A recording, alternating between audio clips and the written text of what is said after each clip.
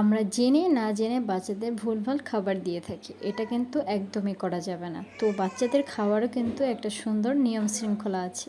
আমরা হয়তো অনেকেই জানি না, 6 মাস পর্যন্ত মানে প্রথম 6 মাস পর্যন্ত কিন্তু বাচ্চারা মায়ের বুকের দুধ বা ফর্মুলা দুধ খায়।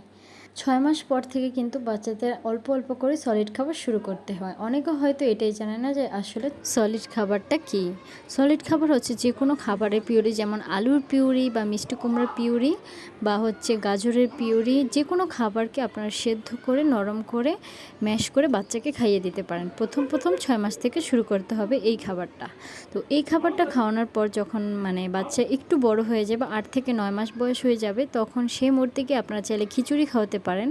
আমি মনে করি প্রথম 6 মাসের পর থেকে 6 মাস, 7 মাস আর 8 মাস প্রথম ফার্স্ট টাইম আর কি সলিড খাবার দিয়ে শুরু করাটাই বেস্ট। কিন্তু যখন 9 মাসে পড়ে যাবে তখন আপনারা খিচুড়ি অ্যাড করতে পারেন। কিন্তু আমরা মায়েরা সবথেকে বড় ভুল একটা করে থাকি, সেটা কি জানেন? সেটা হচ্ছে আমরা একসাথে নানান রকমের সবজি দিয়ে খিচুড়িটা রান্না করি। এতে করে কিন্তু বাচ্চার হজমের সমস্যা হতে পারে। কিছু কিছু সবজি আছে যেটা হজম করতে একটু বেশি টাইম লাগে, আবার কিছু কিছু সবজি আছে যেটা হজম করতে একটু কম সময় লাগে। এই জন্য আমি মনে করি 2 রকমের সবজি দিয়ে খিচুড়ি রান্না করা উচিত।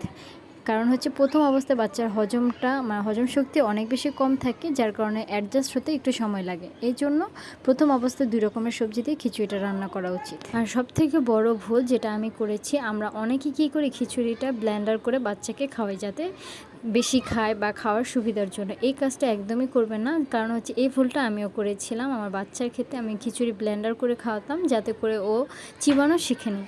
বাচ্চাদের কিন্তু 6 মাস বয়সের পর থেকেই আস্তে আস্তে করে একটু মানে শক্ত খাবার দিতে হয়, যেমন যে কোনো খাবারে আর কি একটু চিবিয়ে খাওয়ার অভ্যাস করতে হবে, যেটা আমি একদমই করিনি। যার কারণে আমার বাচ্চার বয়স এখন 20 মাস, কিন্তু সে এখনও চিবানোটা বোঝে না। তাই বাচ্চাদেরকে অবশ্যই অল্প বয়স থেকে মানে 7-8 মাস বয়স থেকে আস্তে আস্তে কিছু খাবার দিতে হবে। যেমন খিচুড়িটা রান্না করে হয়তো আপনি ডাল ঘুটনি দিয়ে একটু ঘুটে দিতে পারেন, কিন্তু ভুলে ব্লেন্ডার করবেন না। তারপর হচ্ছে ওকে ছোট ছোট টুকরো করে আম, কলা, আপেল, খেজুর এগুলো দিতে পারেন। আর সারাদিন খিচুড়ির পাশাপাশি আপনি হোমমেড সেরেলাকটা ব্যবহার করতে পারেন, এটা অনেক বেশি পুষ্টিকর।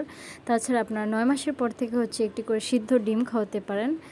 আর সবথেকে বড় কথা হচ্ছে আপনার বাইরের যে খাবারগুলো আছে, চিপস, জুস, এগুলো একদমই অ্যাভয়েড করবেন। কারণ হচ্ছে বাচ্চার মুখের রুচি নষ্ট হয়ে যেতে পারে। তো আমার কাছে মনে হয় মানে এই ভিডিওটা যে মায়েরা দেখবেন তাদের জন্য অনেক বেশি উপকারী হবে। তো আজকের ভিডিওটা আমি এখানে শেষ করছি। যদি ভিডিওটা ভালো লেগে থাকে অবশ্যই লাইক, কমেন্ট এবং শেয়ার করে পাশে থাকবেন।